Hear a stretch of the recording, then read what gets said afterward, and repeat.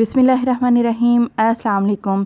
ज़्यादातर घरों में ये देखा जाता है कि बच्चे हमारे शौक़ से सब्ज़ियाँ नहीं खाते। बच्चों को तो छोड़ें, बड़े भी सब्ज़ियाँ खाने में हिचकिचाते हैं। उनको भी जब पता चले कि घर पर सब्ज़ी बनी है तो वो उनका मूड ऑफ हो जाता है। तो आप अगर सब्ज़ी को कुछ नए तरीके से बनाएंगे तो इंशाल्लाह बच्चे क्या बड़े भी शौक़ से खाएंगे। तो स्टफ़ टिंडा बनाने के लिए बहुत ही ज़बरदस्त आपसे रेसिपी शेयर करूंगी। 1 किलो मैंने यहाँ पर टिंडे ले लिए हैं। दरमियाने साइज़ के टिंडे लेकर उनके मैंने छिलके हटा दिए हैं। अब आपने क्या करना है कि छुरी को पेंसिल के तरीके से पकड़कर यहाँ पर टिंडे के ऊपर आपने कट लगा लेना है।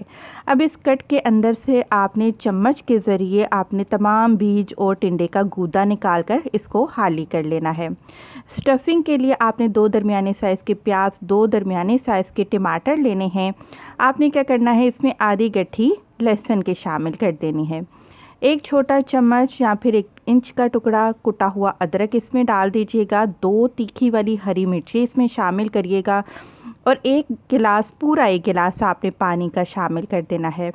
आधा छोटा चम्मच आप इसमें नमक का शामिल करेंगे। इसके बाद आधा छोटा चम्मच आप इसमें लाल मिर्च का पाउडर डाल देंगे और 1/4 चाय का चम्मच इसमें हल्दी पाउडर जाएगा। नेक्स्ट इसमें 1 छोटा चम्मच धनिया पाउडर डाल देंगे आप।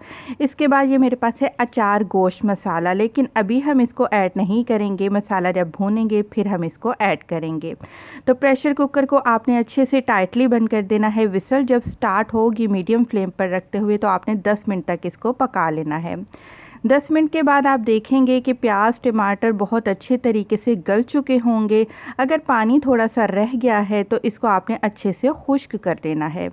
पानी को खुश्क करने के बाद इसमें इतना तेल आप डालेंगे कि जिसमें मसाला अच्छे से भुन जाए और साथ ही अचार गोश्त मसाला 1 छोटा चम्मच आपने इसमें डाल देना है।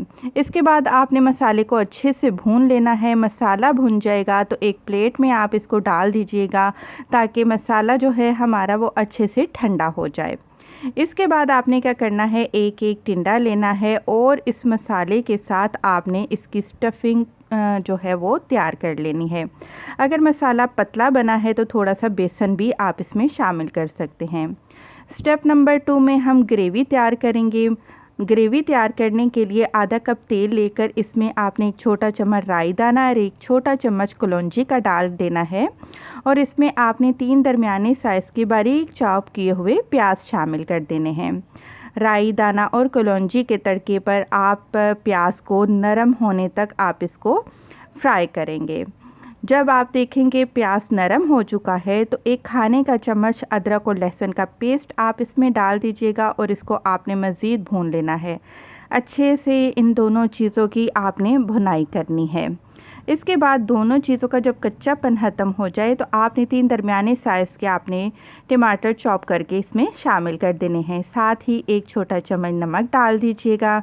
इसके बाद 1 छोटा चम्मच ही आप लाल मिर्च का पाउडर इसमें ऐड करेंगे। नेक्स्ट हम डालेंगे ज़ीरा पाउडर, भुना कुटा ज़ीरा आधा छोटा चम्मच और गरम मसाला पाउडर 1 छोटा चम्मच।